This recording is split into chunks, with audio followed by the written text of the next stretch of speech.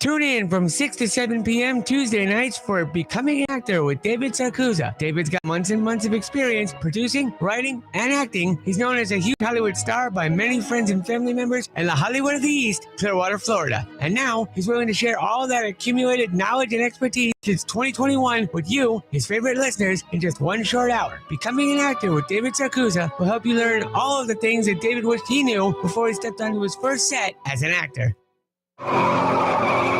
You may be owed some money. After 911 and 411, call 541. That's 727-541-1741. Call Gulfstream Motorsports for a diminished value report. Due to my 28 years experience in the auto salvage business, I'm very good with wrecks. So if your car's been involved in a wreck, call me for a diminished value report. Call 727-541-1741. You may be owed some money for the lost value of your repaired vehicle. And visit us at GulfstreamMotorsports.com.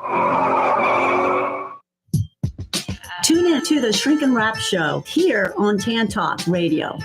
Our stories and our topics will include, but are not limited to, everyday issues. We're here for you, for our listeners. We want to know what's important to you. So again, don't miss us on Tan Talk Radio. Tune in again, Shrink and Wrap Show. We'll see you then. That's the Shrink and Wrap Show every Thursday from 3 to 4 p.m. right here on the Tan Talk Radio Network. This is the Tan Talk Radio Network.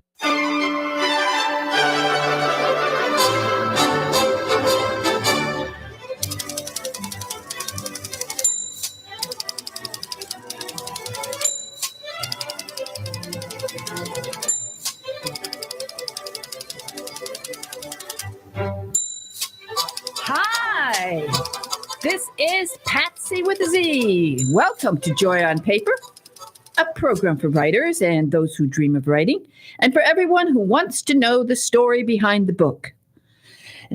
I am so happy to welcome today someone to the program whose book is really touching, and I was so happy to discover that she calls herself a scout for joy. And the name of her book is Incurable Optimist, Living with Illness and Chronic Hope. And I'm so happy to welcome you to the program, Jennifer Kramer Miller. Hi, Jennifer. Hello, Patsy. How are you? I'm just so happy to be talking to you today. Well, I was so, I was so touched when I read you call yourself a scout for joy. And yes, a joy scouter. That's it. It is wonderful. It is wonderful. Your story is a difficult story to tell, but as you write, it is an important story. That's what I like to do here on Joy on Paper, to bring to my listeners a variety of books. Sometimes it's a book, a cozy mystery, so that they forget everything. They could just get into the book and forget all of their problems. And sometimes it's a thriller that will take them to another country and they will open their minds to traveling. But then I also like to bring these touching books about people have written about troubles in their lives and how they've dealt with it, because that gives courage to other people. So your book tells this horrific story of what you've gone through, but it also shows your great spirit. Oh, thank you so much. And we really all go through things in our lives, don't we? Like, life is filled with challenges for all of us. So I think we can all learn from each other on how we manage those and find joy. So, Incurable Optimist, give us the background of what happened to you, because it's rather shocking, because you got ill at such a young age. Yes. So what happened was, I was 22 years old, and I was a college graduate. I had a business degree and a psychology minor, and lived in an apartment in Seattle with my best friend. I had a great new job, and I was just ready to launch.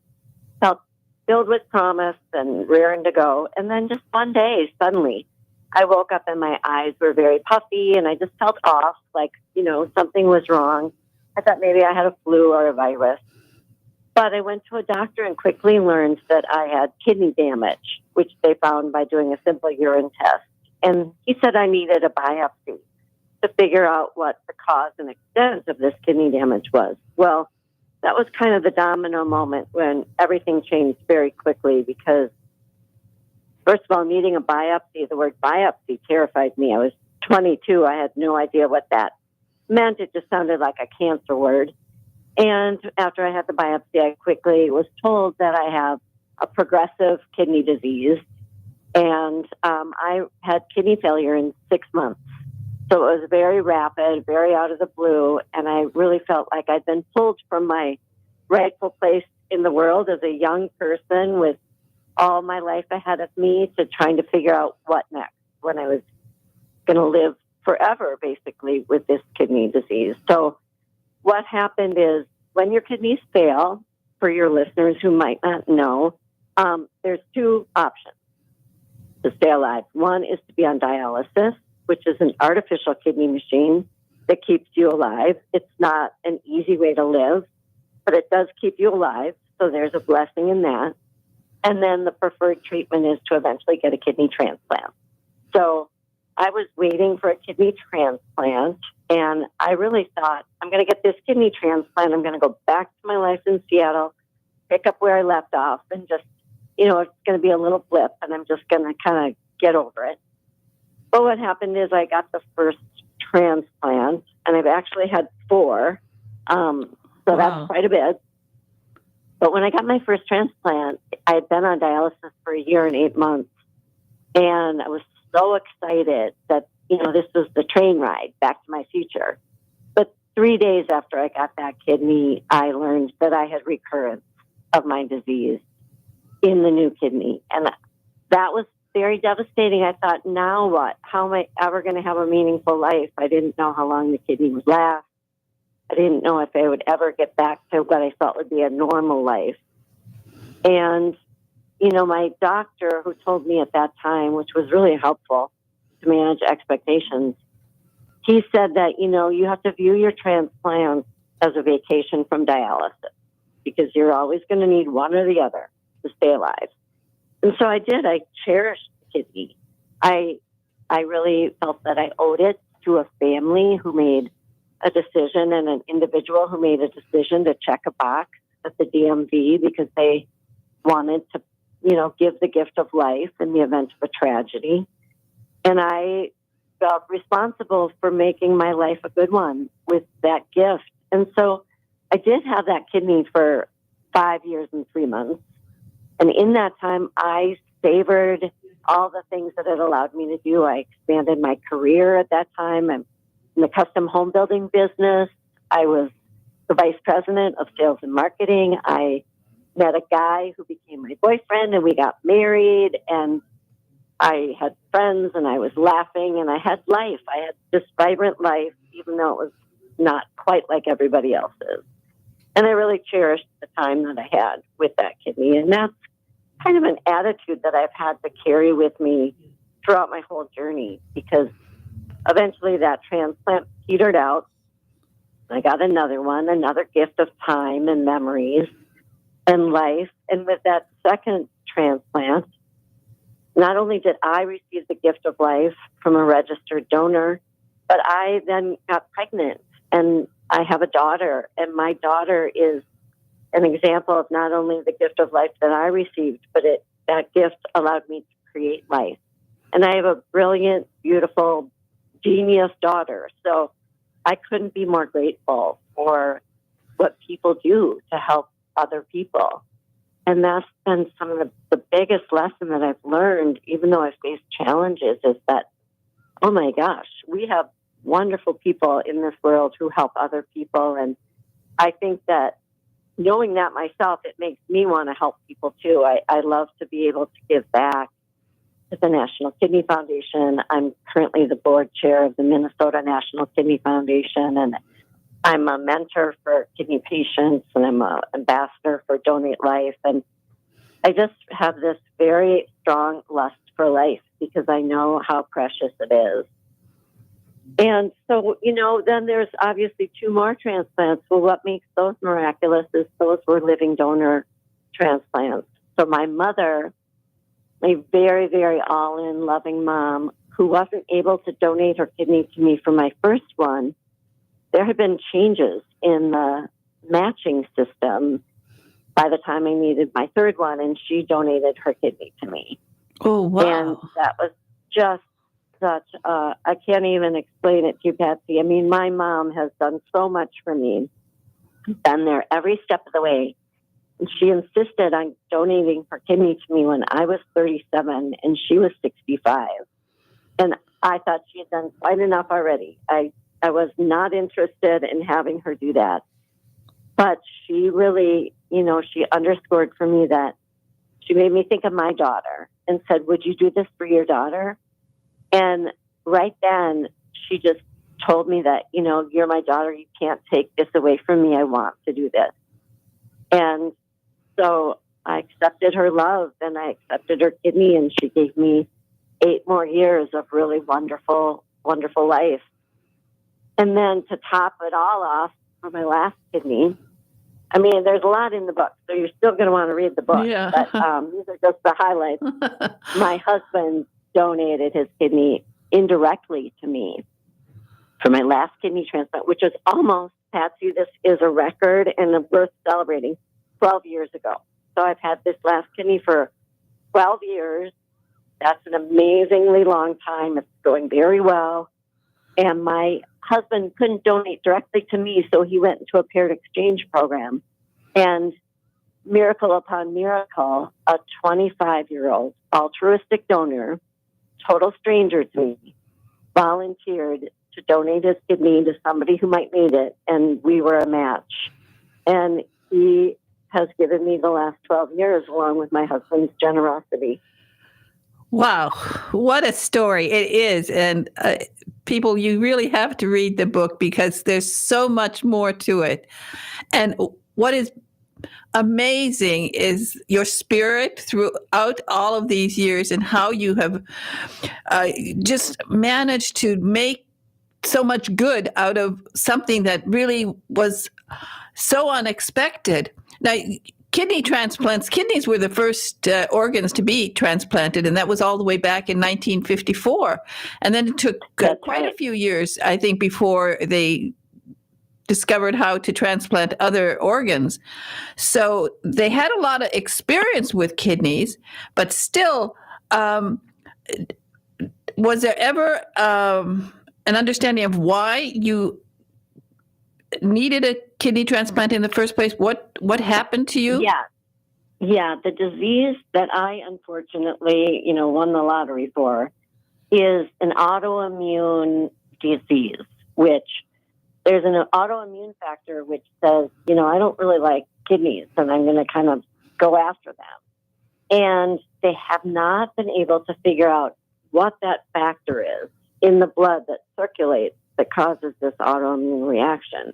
But they have definitely been able to figure out how to reduce its impact.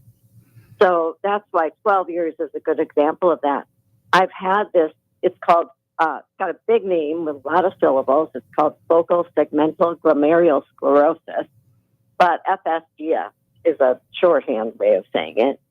And they do have more techniques today for me to help kind of dampen down that autoimmune reaction so that I'm able to keep this kidney and keep it functioning and live a good life. But it doesn't go away. It's always there. Now, during the pandemic, were you more vulnerable to COVID? Absolutely, yes. During the pandemic, we heard so much about, it's better now except if you're immunosuppressed. And a lot of the little footnotes on everything would be, it's all good except for the immunosuppressed. Well, I'm immunosuppressed. Anybody with a transplant takes immunosuppressant medication. And while that helps me keep my kidney, it does make me more susceptible getting infections and things like COVID. So I have to be very careful with my hand washing and staying, away from people who are sick. Now, throughout all of this time, as you said, you made a career for yourself. You were a businesswoman and a mother and living a full life. So your message to people is that not to give up. Absolutely. And I strongly believe that joy is always available to us, no matter what situation we find ourselves in. I mean, I noticed that pretty early on, like I was having kidney failure, laughing with at some funny movie. And I just remember sitting with my family in a movie theater thinking, yeah, I'm going through a lot of things right now, but I am so able to laugh. I am so able to savor a funny moment. And I started compiling all the things in my mind that I still have.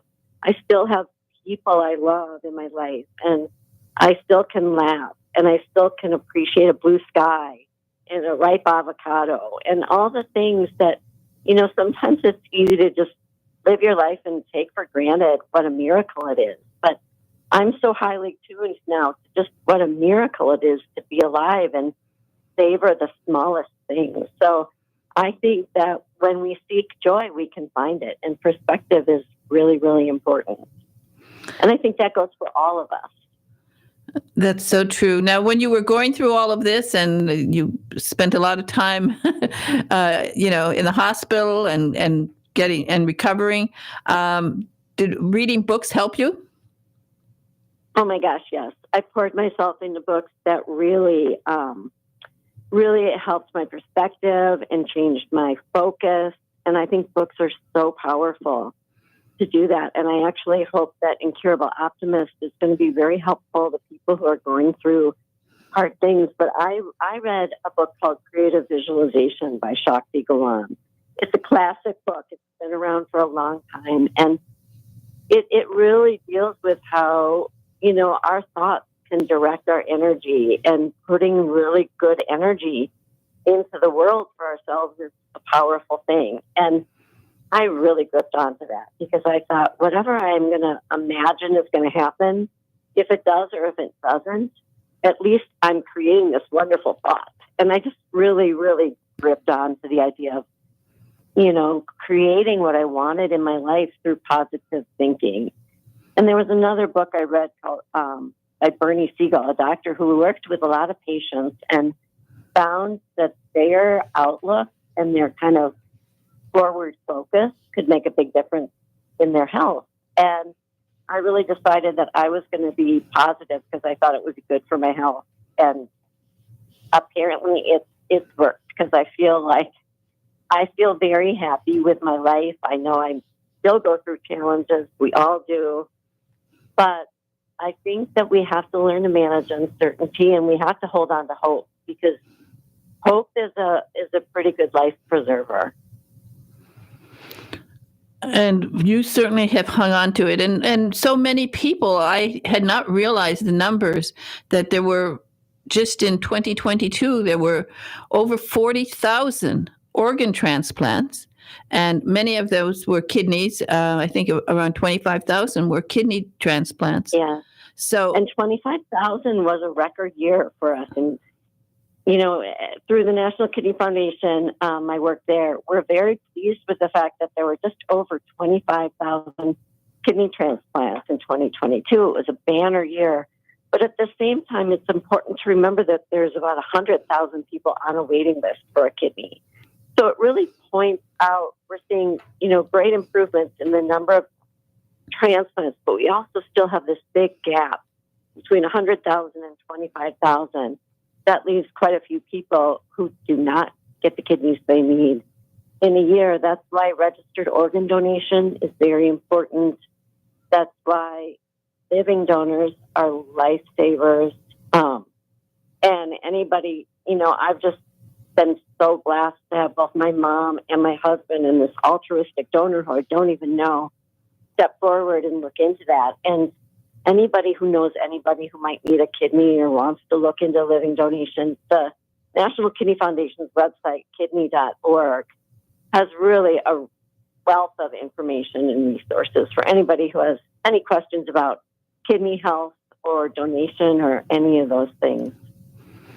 And of course, people can live with just one kidney. So many people do. Are the cases of kidney problems going up? Is it worse now? Yes. Why? Yeah, kidney disease is a tricky one. It's kind of, they call it the silent killer, because people can have compromised kidney function for a long time. You have to be in pretty advanced stages before the symptoms really show up. So some of the things that, for the average person out there who wants to focus on their kidney health, some of the things that are really important are blood pressure and blood sugar, because the two main causes or leading factors to kidney disease are high blood pressure and diabetes. So people should know their blood pressure. They should check it. It's so easy to check your blood pressure and make sure that that's being well managed. People's diets are important. There's nothing that's not common sense. I mean, nobody is saying, it's good for your kidney to eat an unhealthy diet. Like, we all know we should eat a healthy diet, but that does impact your kidney health. Is keeping hydrated, eating healthy food, exercising is always very, very helpful for anything. It's kind of a magic pill. And then, like I said, with the blood pressure and diabetes, those things should be really carefully monitored if you have those two things. Well, I want to tell you, the book is very moving. I don't know if you're a fine writer too.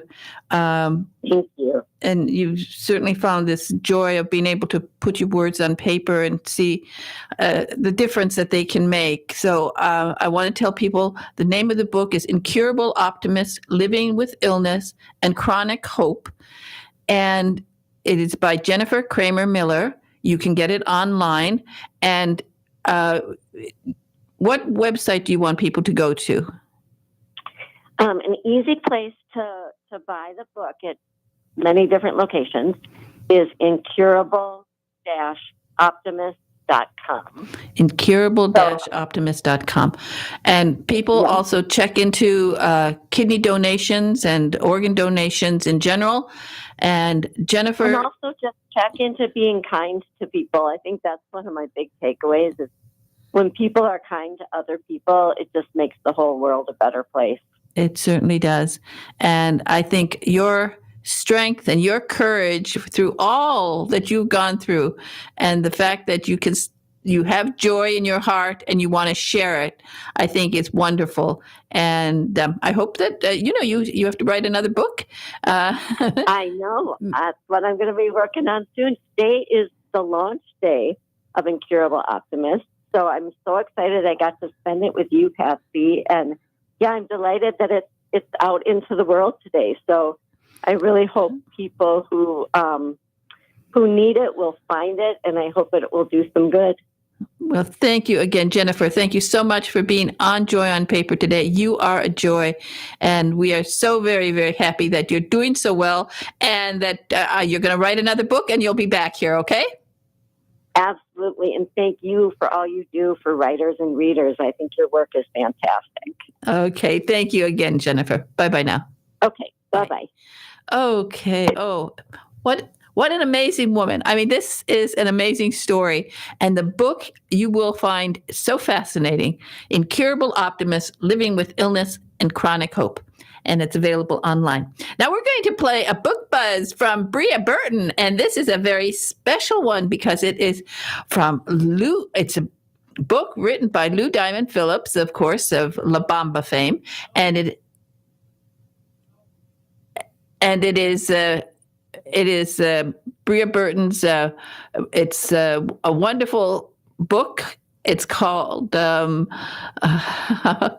Where do we have I thought we had it up. It's Tinderbox, Soldier of Indira, and why we're playing it today is to remind everyone that on August 22nd, Lou Diamond Phillips is going to be on Joy on Paper. And Bria Burton is going to take over this program because she managed to get through to Lou, and he's going to be on Joy on Paper. So here's her book buzz, and we'll have some commercials, and I'll be back with my next guest. Hello, fellow sci-fi readers. This is author Bria Burton reporting for Joy on Paper with your science fiction book buzz. Today's communique to galaxies near and far includes a 2020 debut by actor Lou Diamond Phillips, The Tinderbox, Soldier of Indira. This standalone young adult novel is available in print, ebook, and audiobook. Now, let's download the book buzz. A great war rages between the invading Endirans and the monoliths, two races divided by the Grand Schism, a cataclysmic event that tore their once shared planet in two. An Endiran soldier named Everson barely escapes as the rest of his compatriots perish, and Mono claims a battle victory. Everson's identity as the Prince of Indira remains a secret as he is conscripted to retrieve a mysterious tinderbox. The seers have prophesied the downfall of their mad king when the princess weds a soldier at the rise of the Aurora constellation. The king of Mono believes the tinderbox will ensure his unimpeded reign, along with permanently imprisoning his daughter. When Everson succeeds in finding the tinderbox, he flees, aided by its high-tech and supernatural properties. Everson's journey leads him to a poor community of farmers where he recognizes how the Mad King's reign has oppressed the people. The tinderbox offers him a portal to the princess where their brief encounter heralds the start of the prophesied events. Everson will do whatever it takes to rescue the princess and restore peace, and the Mad King will move heaven and earth to stop him. Equal parts military science fiction and space opera, this genre-bending tale weaves a clever and twisty web of court intrigue paired with high-tech ingenuity and layered with echoes of Shakespearean drama. Author and actor Lou Diamond Phillips is best known for roles in television and films such as Longmire, Stargate Universe, and La Bamba. His debut novel began as an idea from his wife, Yvonne. Her artwork is embedded throughout the novel. This is Bria Burton with your Futuristic Fiction Fix, signing off.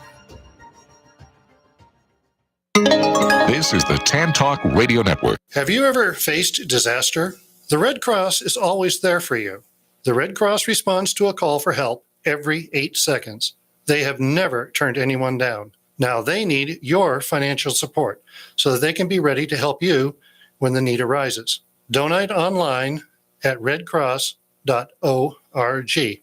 Thank you. Are you an author, an artist, an inventor? Then you need to protect your valuable intellectual property. You need Larson & Larson. We have the experience and knowledge to help you with all of your legal needs, from processing trademark, copyright, or patent applications to negotiating licensing agreements and handling litigation. The attorneys at Larson & Larson in Largo, Florida can help protect you. Call us today for a no-cost consultation at 727-546-0660 or visit our website at larsonpatentlaw.com.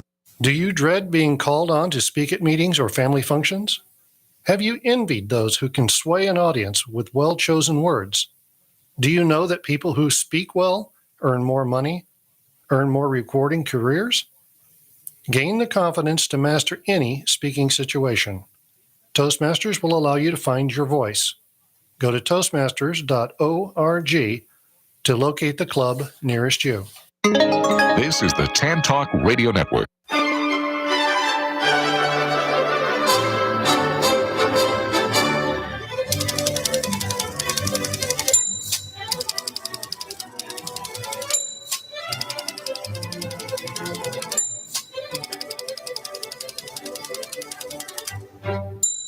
Hi, this is Patsy with a Z.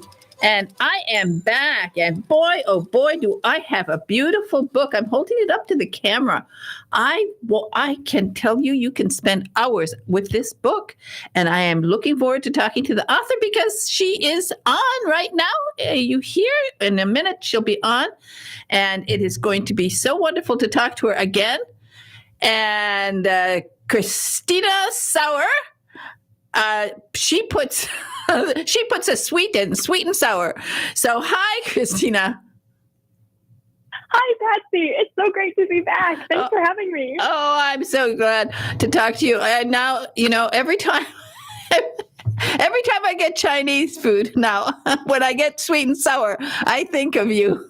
It's so funny. A few weeks ago, I got a craving for Chinese food again. And I'm going, sweet and sour. And I'm thinking about you because I knew you were going to be on again. That just makes me so happy. Well, you are so sweet. And this book, I love this book. It is called Can't Get Enough Horse Stuff. And it's true. I can't get enough. I love this book so much. I spent hours on it. I I've had it for a while. I'm so lucky. I get all these books ahead of everybody. And National Geographic books, of course, are my favorite. I have a table just with National Geographic books because I always pick one up. Even if I'm watching television, I will pick up a Nat Geo book, and I don't waste my time looking at commercials. I will be looking through one of the Nat Geo books. But this one, I spend hours because every picture in this book, every photograph is superb. Oh, well, one, this is music to my ears. I'm so glad you do that. I'm going to start telling people to do that during commercial breaks now, too. Oh, no, that is a purpose of National Geographic. So we don't look at the commercials. We look at the books because they're written, especially the children's books. I have a whole bunch of them just on the table next to me. And because you can pick it up anywhere, turn to any page and get involved. And, it's wonderful. It's really true. And this one especially, I will say this one's a little bit lighter on text. It's just so easy. There's lots of bubbles and text boxes that you can quickly learn and see the animals that you're learning about right away and have a new fact that you learned for the day. Oh, it is fantastic. And the wonderful thing I always tell people about National Geographic books is they are inspiring.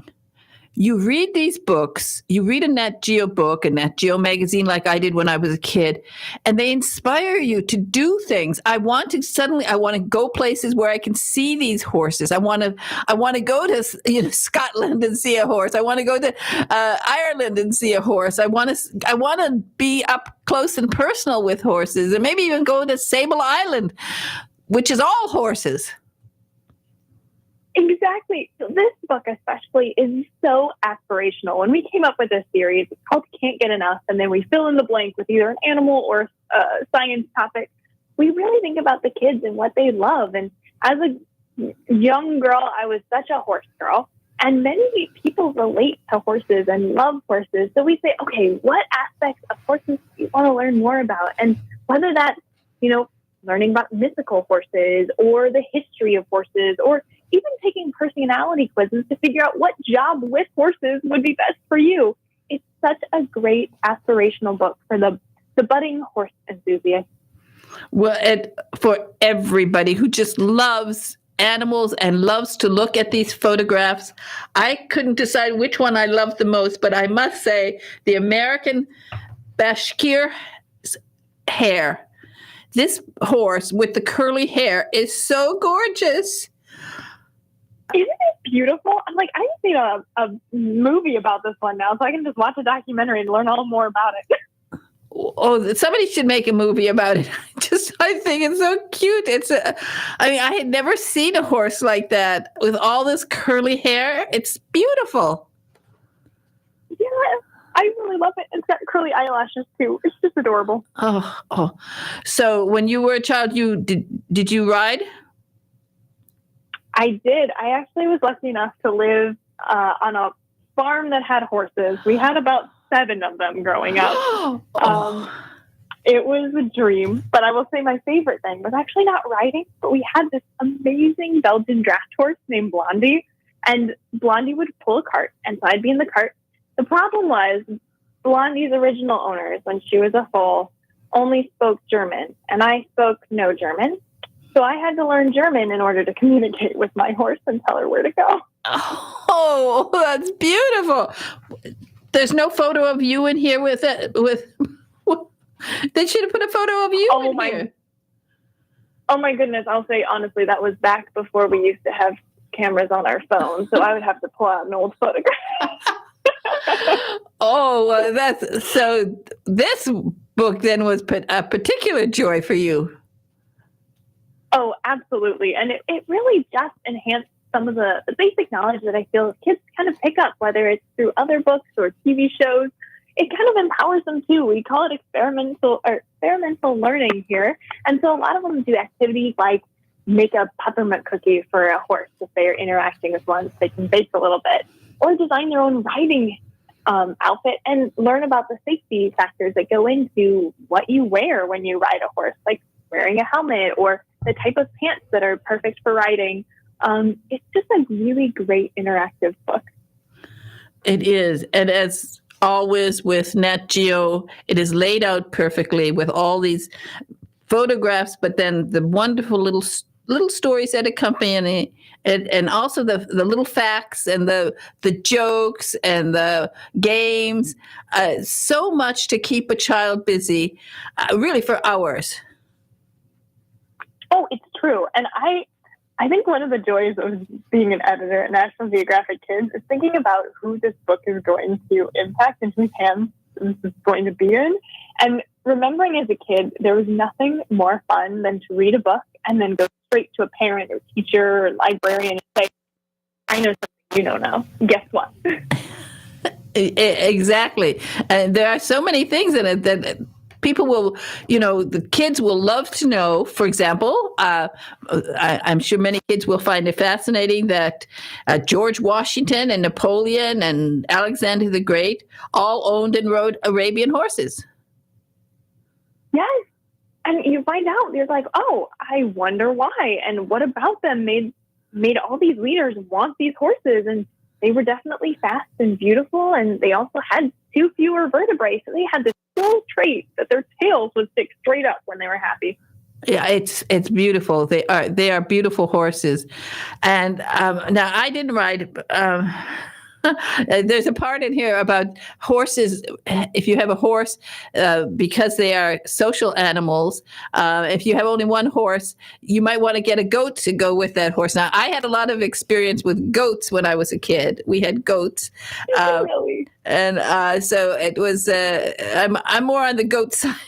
I was a little bit terrified of horses, but I think it's because my grandfather did have a horse, but it was a scary horse, and he never let us on it, so I never got to ride.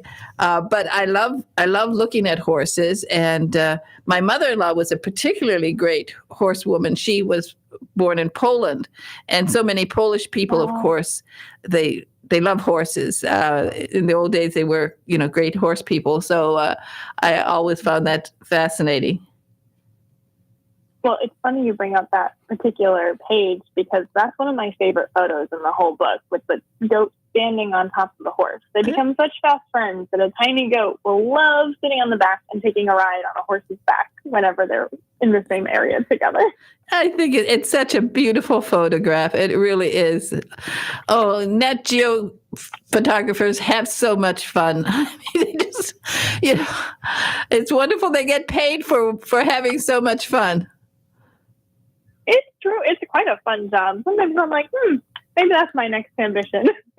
Well, whoever went to some of these locations, because some of these horses are in rare locations, they're not just around the corner.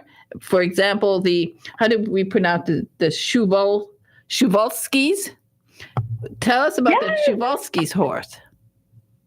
Yeah, so because that one is so hard to pronounce, we usually just call it the P horse. Makes it much easier, like the letter P. And it's actually considered the last wild horse. You can find it in Mongolia, and they call it the P horse, which is Saki, which means spirit in Mongolian. And it is beautiful. It has got a mane that sticks up straight. It's got this thick neck and wide belly, and it's tan. It's honestly one of the coolest looking horses that went extinct at one point, and then we were able to bring it back. Oh, it is. It's so, with the way that it sticks up straight. I thought, well, this is very, unusual. And I was thinking about the photographer, the day the photographer got the assignment, and he said, or she was told, "You're going to Mongolia." That must have been a great day. I love hearing stories of photographers because we think we're like, oh yeah, you get there and you take a picture, but I don't know if you've ever taken pictures of animals. They don't like to cooperate right away. So they're usually out there for many weeks trying to just get that one great shot put on the cover of National Geographic magazine or in our book. Exactly. Oh, and what's the horse with the straight up, the curvy ears? That is fascinating. Oh, Oh, the Marawari? Yeah. It is such a cool horse. I love that one. They literally touch each other, their little ears, and it's such a cute photo. It's adorable. It's absolutely adorable. Yeah, and the fun fact about that horse is actually from the region. It's called Jodhpur, India. And that's where, when you hear a rider talk about what they wear, they'll say, oh yeah, I wear Jodhpurs. And really, it's just a certain type of riding pants that originated in that region, and it has really wide hips and really skinny ankles. Now, one of the things I was surprised, I love the picture with the braided hair. Yes. We talk about the fact that a mane is made of hair. It's not what you think of like a fluffy fur. It is hair just like ours. And in order to keep it healthy, we love braiding horse's hair. It keeps it from breaking, keeps it out of the horse's eyes, and it also keeps it free from dirt. So if you have your own horse, feel free to brush the hair out or their mane out and braid it. It's that photograph is so beautiful. So did you braid your horse's hair? Oh, yes. I used to braid it all the time. And in fact, I had a couple of friends who would come over and we'd put little clips in the horse's hair as we would ride. We had one named Princess Lilac who particularly liked her purple clip. Oh, that's fun that you were raised with horses. I think that's fantastic. Now, the draft horses are beautiful, aren't they? Oh, they are stunning. Everything from the Clydesdales to the Friesians. And we tell kids, too, that if they've ever watched a Disney princess movie or any of their favorite fantasy movies, you usually see this massive, gorgeous horse with this long, flowing mane and very shiny coat. And that is a Friesian. It's kind of Hollywood's favorite horse because of its look. Now, one of the nice things about horses, now this, actually, I know something about it because we had a friend who was a rider he was from Holland, and he lived here near me. And one of the things he did, he was training, people to ride horses for dressage. But one of the things that he loved to do was to take children on, sick children on horses. And he said it was so great for them. Oh, horse therapy is one of the best tools to help individuals with either physical or mental disabilities or any kind of health issues, because they call it hippotherapy. But it's not related to hippos at all, just talking about the Latin for horses. And it strengthens muscles that teach the brain how to learn balance. So whether it's someone with CP or an individual who's never walked before, you can get on a horse and actually simulate the walking gait or how horses move and strengthen your own muscles as if you were walking. And then when it comes to emotional and mental health, we have equine assisted therapy, and we see a lot of people riding or grooming or feeding horses, and it helps them. And we see lower blood pressure, we see happier demeanors, we see a stronger heart, and just overall health. Horses are incredible creatures. Not only are they fun to ride, but they're actually good for you to ride. And that connection that there's this bond that is created when people are around horses, and there is something special about them that really connects, I think, with human nature. Something about them when you touch a horse, even just sort of you put your hand on a horse. You're right. There's something, I think it calms you. It really does. And we even talk about in one of the expert sections is a woman who does horse therapy in hospitals, and she brings mini horses to hospitals for children or other patients who are battling some form of illness, just for comfort. So similar to like how you pet a dog, could you imagine having a little mini horse come and cuddle with you? It would just make your day. Yeah, it would make my day. I love it. It's fantastic. Well, I think that one of the nice things, as I said, about about these kind of books. And this is a time where young people really need to look outside of the electronic media, to look beyond that. And looking at these photographs, I think a lot of kids will look at them and they will then ask their parents, can we go see a horse? Can we, go someplace where we can look at a horse and touch a horse, ride a horse, and just be around them, which is so good. So anything that will get kids outside, will get kids doing something other than playing on their electronic telephones all day long, I think is good. They will be breathing fresh air. And when you get out there with horses, it is a fantastic feeling. Exactly. So that's our hope, is that this will inspire kids who already love horses, know more about them, and know how to go approach them and work with them in their own life. Now, tell us just a little bit about the speed gene. Oh, the speed gene. That one was fascinating to me because some horses we've discovered, there's this gene. It's a myostatin gene, and it's composed of a lot of letters. So a lot of genes have all these letters, and we don't really go into the really nuances of genetics, but we just explain that there are letters in genes. And how fast a horse runs is dependent on those letters. So if you have more letters in that gene, you actually have a faster sprinting horse. If there are less letters, the horse is usually a long distance runner. So there is a difference, just like you see in humans with runners. There are some people who are built and can run really, really fast in a short period of time. And then there's others who are there for the distance. They go long distances at a consistent pace. And horses we see are the same. Wow. It's fascinating. Everything in this book is fascinating. It's wonderful what you've done here. Again, Christina, you are so good at this, and I know that you had lots of fun with this one particularly because it's something that you love. And do you still get to ride sometimes? Oh, yes. Every time I get to go back to my parents' place, I get to jump on a horse and work with others with horses. Oh, that's fantastic. That's wonderful. Well, I think it's a great book, a wonderful book for everybody. And of course, it's if you have a kid in your life, and this is something I always tell everybody, if you don't have a kid in your life, can you imagine how thrilled a kid in a hospital would be to receive this book?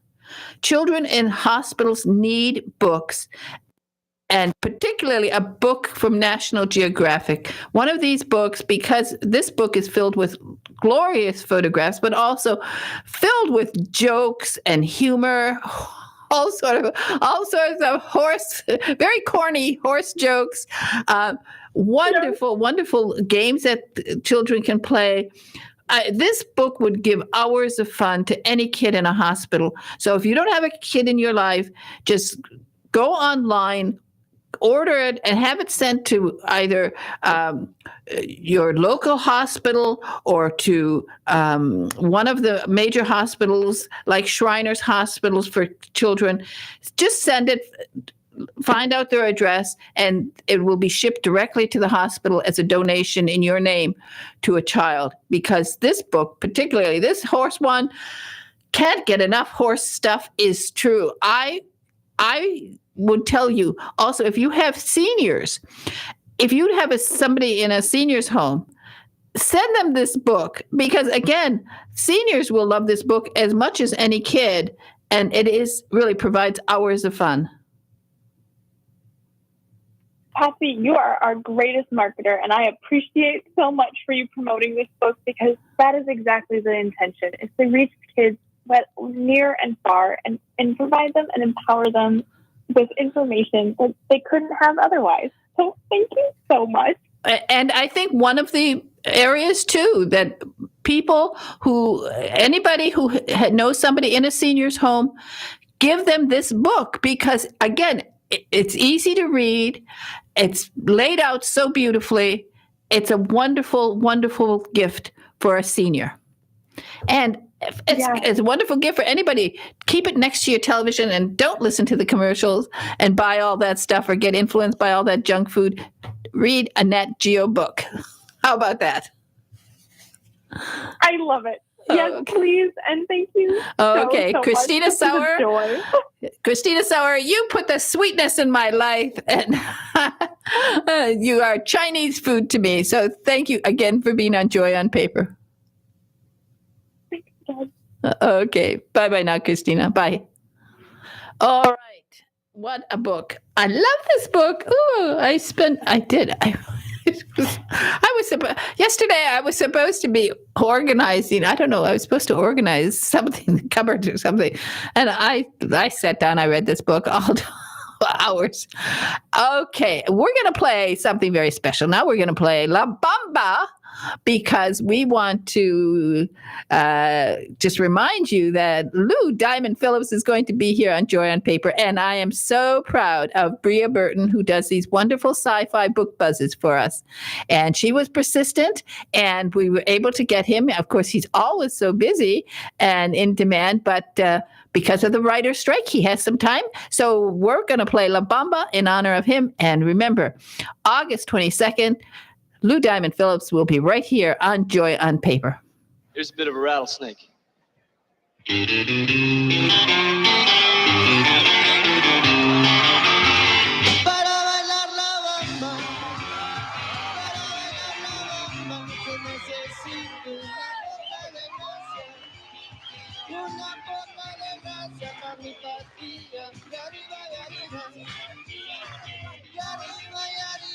Por ti seré, por ti seré, por ti seré. Yo no soy marinero, soy capitán, soy capitán, soy capitán. Bamba, bamba, bamba, bamba, bamba, bamba, bamba. Para bailar la bamba. Para bailar la bamba necesito una boca de gracia para mi patria y arriba y arriba.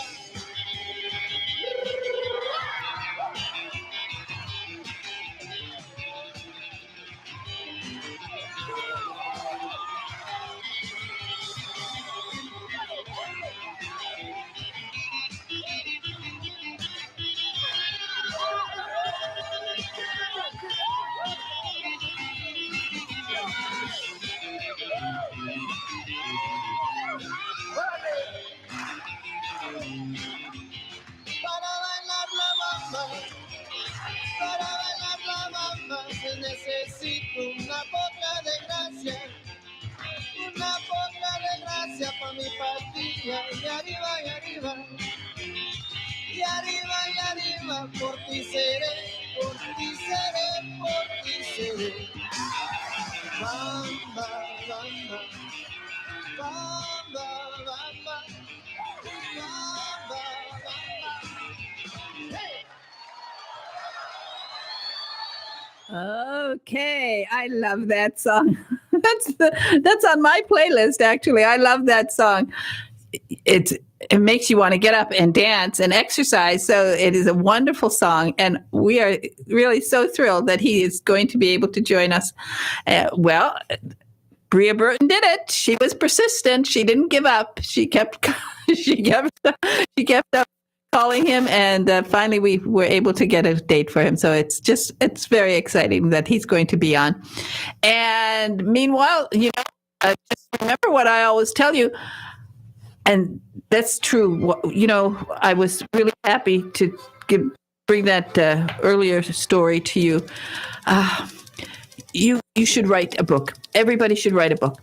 Remember what I always tell you, one of the joys of life is to see your words on paper or to hear them spoken in an audible book, or if you're very, very lucky, to hear those magic words, lights, camera, action, and your book will be turned into a major motion picture, a streaming video, or perhaps a series on the Hallmark Channel, like we are hoping for Carol J. Perry, who has written 13 Witch City mystery stories, and she's writing another one right now. So anyway, everybody, say something nice to somebody today. Find the joy in your life. I will say something nice to Big Ed in the control room. Thank you, Ed. He saluted me. I saluted him because I should have been a general. I would have been a great general, and I would have been really, really tough. Anyway, everybody, have a wonderful, wonderful day. Find the joy. Bye-bye.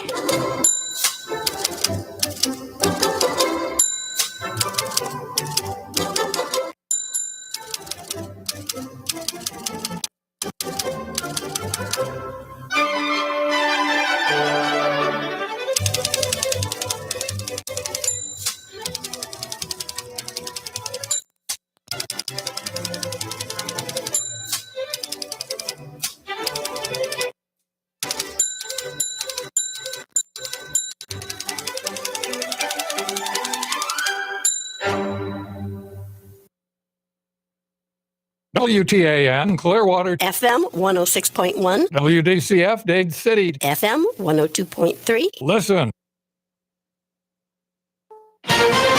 This is CBS News on the Hour, presented by Indeed.com. I'm Steve Kafin. What began with a phone call just after the 2020 vote is now a sweeping criminal case. And if the